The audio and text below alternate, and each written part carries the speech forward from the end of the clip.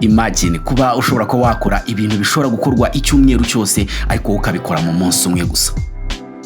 Ese wumva byaba bimeze bite kuba muri wowe uri focus ku bintu byawe, ugera ku ntego zawe ndetse ukora n'itandukaniro mu buzima bwawe, just like a great leader.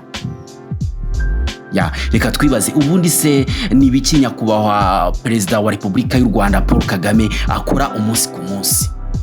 Ese abigenza gute? Dore ko yamaze guhindura igihugu cy'u Rwanda strong ndetse na successful country. Ibi ntago yabigezeho gutyo gusa, ahubwo icyamufashije nuko yagumye ari focus mu kazi ke, planning ahead and working hard. Birumvikana mu Kinyarwanda baravuga ngo kwiga no kwigana. Ese wowe munyarwanda uduteze amatwi, ni ibiki ushobora kwigira kuri Perezida wa Repubulika Paul Kagame nawe bikagufasha kugira icyo ugeraho mu buzima bwawe bwite, ugatera imbere, ukagira amafaranga, mbega buri kimwe cyose kikagenda neza mu buzima bwawe?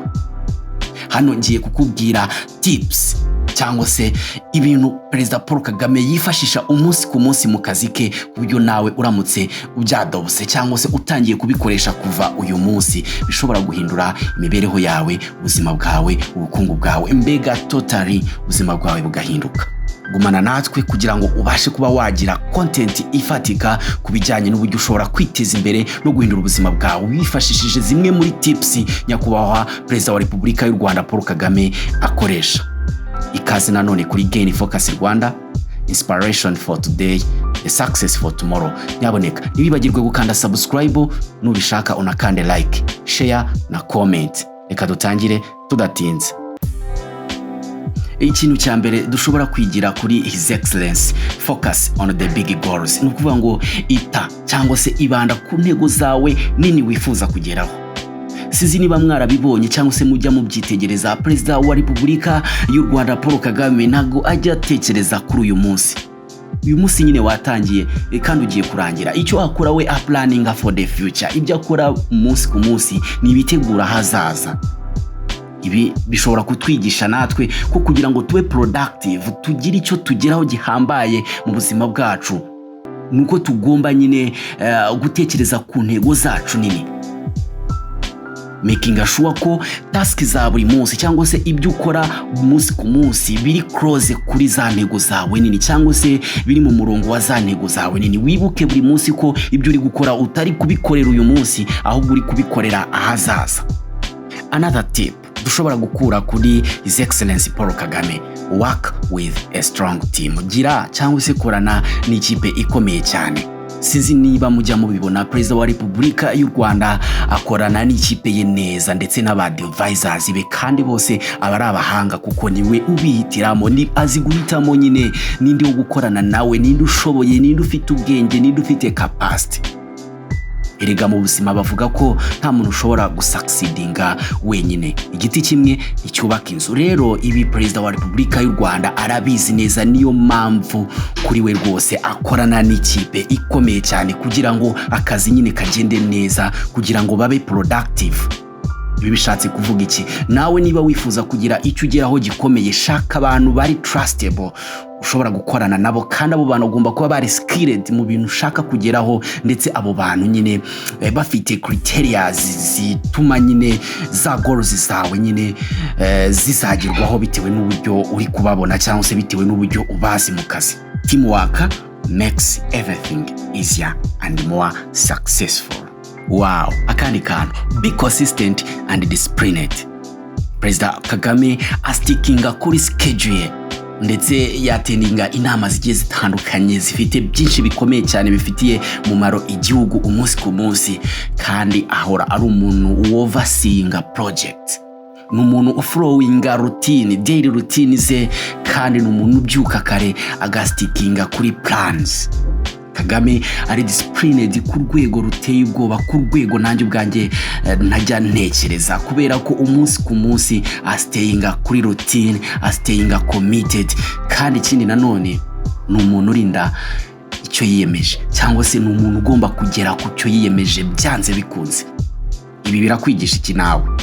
Get more done. Ugomba gukora daily routine, ukazistickingaho, ukazigumaho izo daily routines, kabone nubwo byaba ari ibintu bigoye cyane, ariko wibuke ko akantu gato ukora umunsi ku munsi bashobora kuzatuma haboneka result zihambaye cyane over time cyangwa se mu gihe kizaza. Turacyari kumwe, umva n'aka kantu kandi k'ingenzi: use technology to your advantage. Koresha technology mu bintu byose uri gukora. Nyaboneka gerageza mu bintu byose uri gukora ushyiremo akantu k'ikoranabuhanga. Ikoranabuhanga nicyo kintu kiri gutwara isi ahantu hakomeye cyane kandi heza. Ariyo mpamvu kugira ngo ugire icyo ugeraho ku hazaza hawe ugomba kwinvolvingamo mu bikorwa byawe ikoranabuhanga. Ibi tubyigira kuri nyakubahwa Perezida wa Repubulika y'u Rwanda Paul Kagame, kubera ko iki nacyo yakimenye kera maze u Rwanda arugira igihugu cy'ikoranabuhanga ndetse amahanga yose ari gutangarira uyu munsi. Kagame akunda kuvisitinga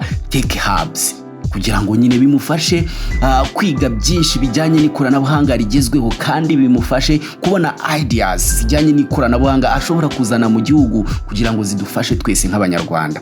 Kagame burya akoresha ikoranabuhanga umunsi ku munsi, kandi reka nkubwire ikintu utaruzi. Burya ikoranabuhanga u Rwanda rwahisemo gukoresha burya niryo ritumye u Rwanda rugera hano ubona rushining, hano ubona buri wese yifuza gutura mu Rwanda, hano ubona amahanga yose atangarira igihugu cy'u Rwanda.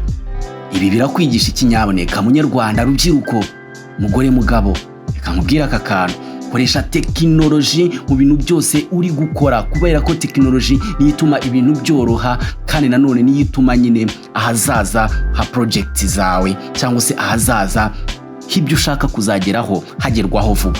Gerageza niba utanamenyereye ibintu by'ikoranabuhanga, ariko hari za apps, hari za tools, hari ibintu byinshi bishobora kugufasha kumenya ibigezweho, ndetse bishobora no kugufasha kukwigisha nyine gukoresha ikoranabuhanga rigezweho. Tangirira ku ikoranabuhanga ryoroheje ushobora kubasha gukoresha, uzagenda ugrowinga gake gake, ariko ikoranabuhanga rigire iby'ingenzi mu byo uri gukora byose.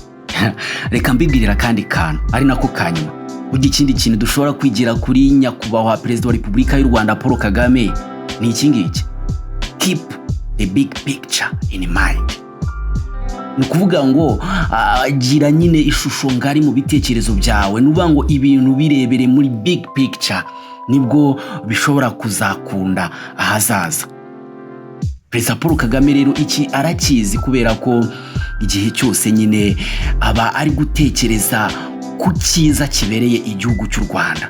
Aba ari gutekereza how to be productive. Think about how your actions can help others and make difference. Iki nicyo kintu cy'ingenzi gishobora kugufasha nawe. Tangira utekereze nyine uburyo ushobora kuba productive, ndetse n'uburyo nyine ibikorwa byawe cyangwa se ibyo ukora bishobora no gufasha abandi. Wikumva ko nyine ibyo uri gukora ari wowe gusa, bitekereze ko n'ibyo uri gukora bifite impact ku bandi, maze nubitekereza muri ubwo buryo nibwo uzachivinga ibintu binini cyane, nibwo uzagera ku nzozi zawe vuba kandi nini cyane.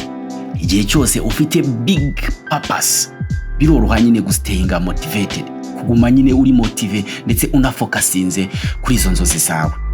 Turacyari kumwe, muhumure, ntabwo njya ntinda cyane mu magambo. Ibi ni bimwe nabashije gukusanya, nabashije kwegeranya, nabashije gukorera research kugira ngo ndebe niba koko ibi bintu byafasha abanyarwanda. Nigiye kuri nyakubahwa Perezida wa Repubulika y'u Rwanda Paul Kagame.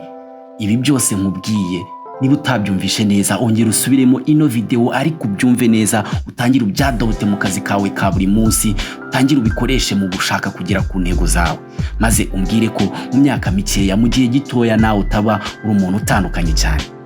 Nyaboneka niba aka kantu kagufashije, wibagirwe gukanda like, usharinge n'inshuti zawe, ndetse kandi ukande subscribe kugira ngo umunsi ku munsi content zacu n'undi nizubaka abanyarwanda, nizubaka urubyiruko rw'u Rwanda zigeze gufasha. Subscribe iragufasha kugumana natwe kugira ngo ukomeze wumve content zacu, kandi ukomeze wiyubake mentally, physically, financially, buri kimwe cyose cyagufasha kuva ku rwego rumwe kugera ku rundi. Gain Focus Rwanda, inspiration for today, the success for tomorrow. Naho butaha.